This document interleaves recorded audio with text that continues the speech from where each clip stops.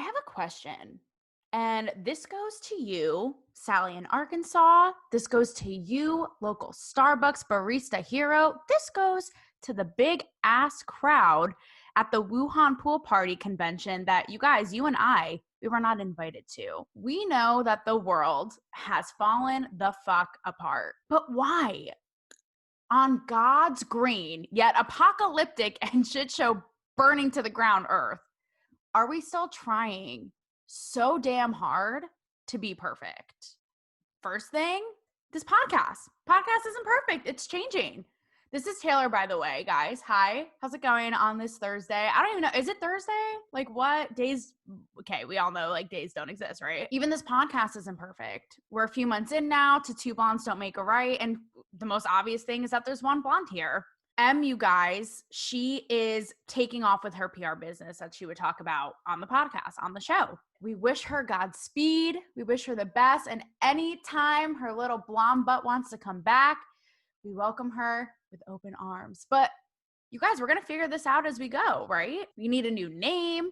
We're transforming. Our flower is blossoming. And I don't mean that in a sexual way, or maybe I do. Who the hell knows anymore? But my point is, everything is in flux. When we go on social media, everything still seems so perfect. You have these perfectly curated photos, like life is just dandy of, you know, so-and-so influencer outside in Venice Beach with like their chic outfit and the wind blowing in their hair. They may have been crying all day long, thinking of how many ways to fucking slit their wrists, like how many ways from Sunday. Not to be bleak, but come on. And I feel like this goes for guys too. That's a thing, right? I feel like this whole perfection with social media, we tend to really associate it as a woman, female thing. But you guys, I know dudes who are doing the same ass shit. They'll text me all this stuff and say all this stuff in private.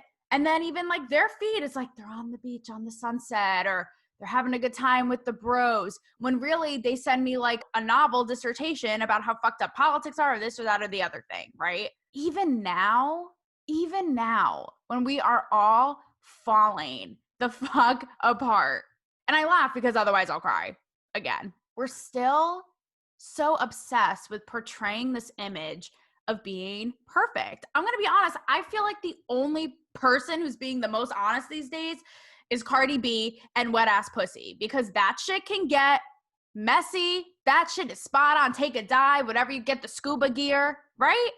Even if guys, you don't want to hear it. You're like, oh, wow. Oh, that's what happens down there. Oh, gee. Oh, I didn't know. We had all these right-wing people losing their mind. Oh my God. Oh, that's a health problem. It's called being turned on, sir. Look it up. But that is what's real. That shit is messy. That bitch is the only one being honest in 2020. I will say, there are those people who are a little more transparent, right? This one, I know her dearly, and she's amazing. Based in New York, this one fitness influencer, she even said, she was like, I'm so unmotivated, and I just don't feel like giving you guys any new dance classes or anything right now. I'm just unmotivated. I need to take a beat. That shit is honest. I also follow somebody, and she posted today, she works with a lot of beauty brands, and she literally posted, I'm taking a month off of social media. Taking a month off. And I was like, damn, we need more of that, right? We're already like, what the hell else do we have to lose? Holy shit. What else could this year fucking throw at us? We have pedophilia gate. We have this election, which is a goddamn acid trip. We have the coronavirus pandemic, the economy. Shall I go on?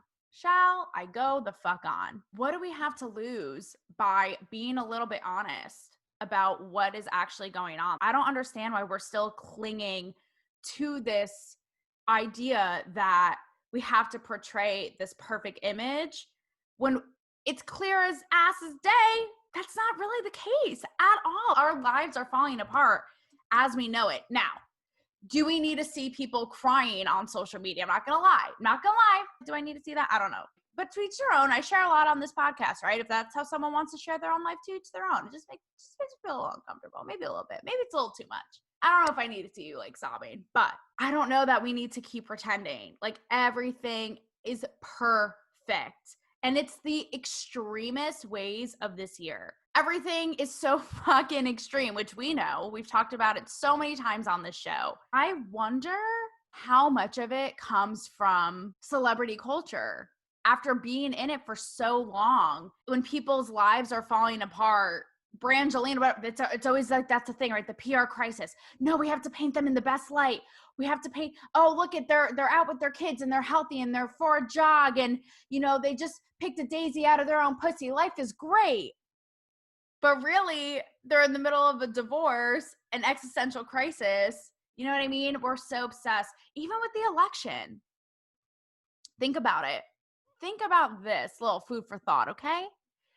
We are so obsessed with perfection that we know how divided it is. Trump, Biden, but no one on each side can fully admit that one is an egomaniac psychopath and the other is dementia and doesn't even know his own name. Let's not lie. But instead, it's painting this picture of, oh, they're the perfect candidate and they're going to bring our country around and da, da, da, da, da.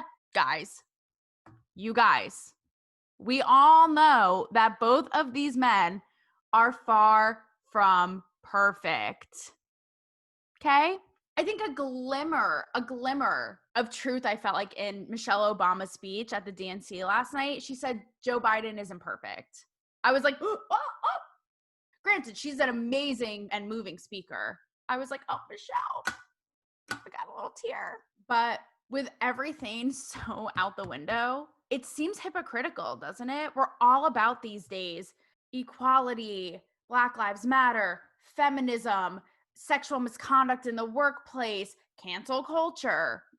So why, when it comes to our own lives, are we willing to sort of brush it under the rug and like pretend like we're Willy Wonka and everything's great? I'm not saying we should go around moping all day. I know we need positivity. Absolutely we do, right? It's bleak ass times. But I feel like being a little more honest is going to help each other. I'm not going to lie to you. I get down on myself so much. I probably spent all day yesterday crying, as much as I hate to admit that, right? Comparing, looking at other people's shit.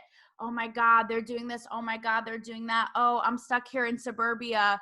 Oh, I don't feel like going cow tipping today. Oh, wait, I can't even if I wanted to because of coronavirus, right? We all get in those ruts.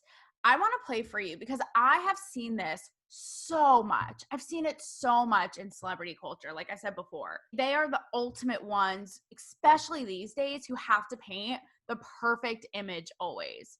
I've had so many celebs behind the scenes be like, fucking Instagram, it gives me anxiety. I would quit Instagram if I could. Yet you go on their feed and it is like a mausoleum. That's a word for a coffin, right? No. Yes. Okay. Not a mausoleum. It's like the Mona Lisa.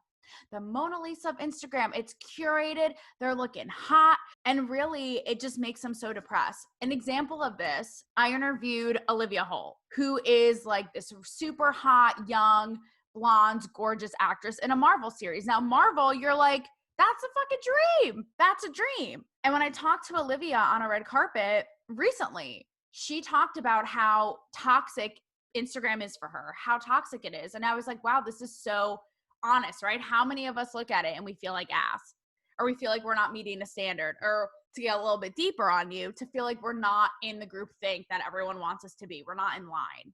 Here's a little bit of what she said. I know it's a little hard to make out, but here you go. I feel like anxiety is a word that we all throw around a lot lately. As somebody who is like this beautifully like polished and tan and buttoned up young lady, do you have anything that you yourself deal with?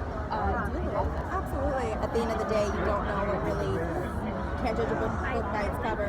Your anxiety come out. Over time, as I got older and Instagram became more relevant, it just became a lot. Especially when you're living in a world that's constantly like picking at you and trying to make you different than you, and you're trying to figure yourself out already.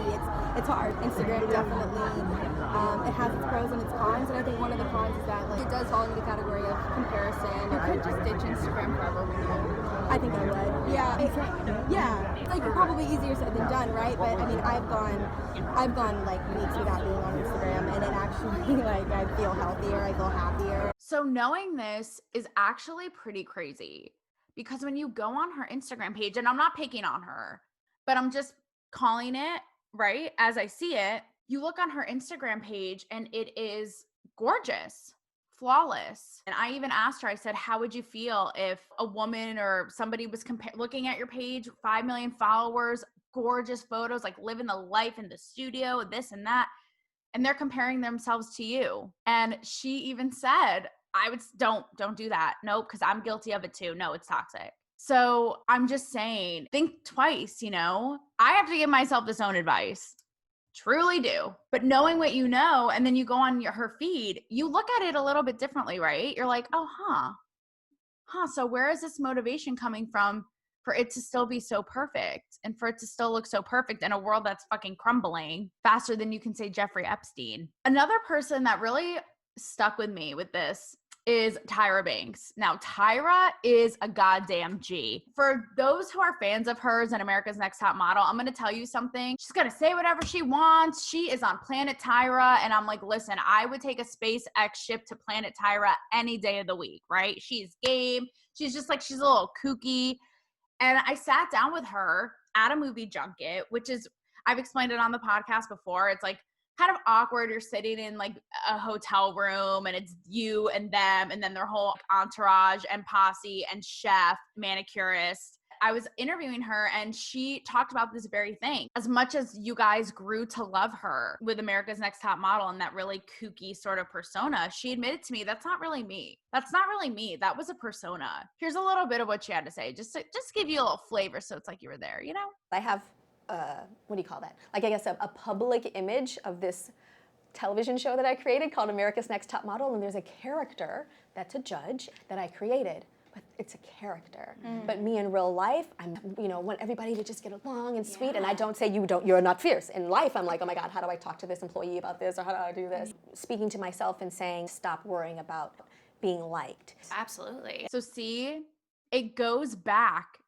into that idea that we, public persona and not. We're all public personas these days, right? Putting our whole lives on the internet forever and ever. Every baby's breath, every blink, every stare. It's all out there. And for some, God knows why reason, we curate or change or put on display something that's not. I get why it makes sense for high profile people and celebrities, right? How long has this been going on? For years, since Hollywood first started. Oh, it's the stars and their glamorous lives. I feel like that's a tradition that's still holding up. It's a little old school, but it's a tradition that's still holding up. Every now and then you'll see a celebrity post like a no makeup selfie and something, and you're kind of inspired, right? Girls, I'm mostly talking to you. Guys, you might be like, that's hot and that's cool too. I don't mean to leave you out, guys, because I love you too. But girls, you're like, oh, damn. Oh, okay. Oh, I see your little wrinkle. Oh, I see your whatever. Me too. That's the real me too. Am I right? I've had my day. I have had my day of telling high profile peeps and celebs what I think the examples they should set or things that they should talk about or things that they should show till I am blue in the face, blue as this little top I got going on for those of you watching. I've had it. They're going to do what they want. They're going to do what they want. They're going to talk to us all day about Black Lives Matter, tweeting it from their mansions and then swan diving backwards into their infinity pools while the rest of us riot in the streets. Okay. So I've had my day of telling, preaching about what I think celebs should and shouldn't do, but this comes down to us. This really does come down to us. And I don't mean to be a preachy ass bitch, but people are depressed, man. They are. You guys, think about this, okay? I saw this the other day. I can't get it out of my head. 1 in every 4 people, male and female, from 18 to 24 are depressed right now.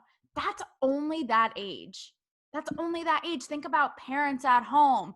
Think about all the people, millions who have lost their jobs, all this stuff. And when you think about the toll that this is taking on our mental health, does it help? Does it honestly help to go on to Instagram? Who's the creator of Instagram, by the way? What's his name? Because I got a bone to pick, but I don't know if it's their fault. They created this thing, but like we're the little monsters carrying it on. You feel bad enough about what's going on. And then when you see these perfect images, not only is it from celebrities, but now it's from everyday people. It's like it twists the knife. And you're like, well, goddamn. Why didn't I strap myself to Doug and Bob's backs and go the fuck to SpaceX? Why? It makes you feel horrible. So I want to really leave you thinking about what you're putting out there, and B, what you're taking in. And I know it's like, it's so cliche, right? Healers and, even from the spiritual field to like wellness, they'll be like, cut your social media intake. But this is for reals. This is for reals. And think about what you put out, because you putting out something so polished and perfect when it's really not might make someone feel like shit. And vice versa. If you put out something that's honest and raw, maybe not like sobbing with your snot coming out, or maybe it is, hell, you could really impact someone's day and be like, damn, I thought it was just me. I really thought that it was just me. I want to leave you guys too with thinking about this. For those of you guys feeling down and out, like life is the pits, right? I'm sorry, I'm not sugarcoating it. I know that we all need positivity, and we do, but this is real. Like, these are real ass conversations that I've had with celebrities before coronavirus, and I'm having with people now off camera in real life. It's what everyone's talking about, right? Everyone's world got turned upside down. I want you guys to think about this. I was watching my friend Bruna, who's another writer, and she was in the spread that I was in and executed and pitched for Playboy with it was me and a few other female journalists. And Bruna was one of the girls in the spread, and she's really taken on this path of spirituality. I don't want to butcher it. I'm just going to give you the little essence. But she basically says, we're so obsessed with ourselves, and really everyone else is obsessed with themselves. So when we're trying so hard to curate such a perfect image and think, oh my God, does that look perfect? Does this look perfect? Even doing this very podcast, it's my first one alone. I was like, shit, I was all in my head. I was like, is it going to be perfect? I don't know. You know what? Fuck it. It is what it is. It's just something I wanted to get out there, because I know that, I hope, and I know that it'll help some of you guys, because I know I'm not the only one thinking of this right now. We're so obsessed with ourselves, but everyone is obsessed with their own shit too, is in their own head about their own shit, too preoccupied to be obsessing and focus on you. So hopefully that gives you a little bit more freedom to post what's real. Everything right now in our culture is so goddamn extreme. The left, the right, wear a mask, don't wear a mask, open the economy, don't open the economy. Everything is so extreme. So why are we perpetuating this crazy with our own goddamn feeds? Next time you're doing the little filters with your sandy feet in the Santa Monica sand, when really a seagull just came and ate your lunch and part of your weave, and you're like, Jesus fucking Christ, I've had a year, now I'm having a day. You know what I mean? We don't need to be the ones perpetuating this insanity extreme culture of everything is so amazing or everything is shit. It's okay to be in the middle. It's okay to be honest. It's okay to be like, I don't even know where I'm going to live. And I say that personally. Hi. Yes. Don't know. So you do you. And until we're in a time where a little party never killed nobody, you know that song? Until we're in a time when we are thriving like the water park goers in Wuhan, a little honesty never hurt nobody, especially in 2020, you guys.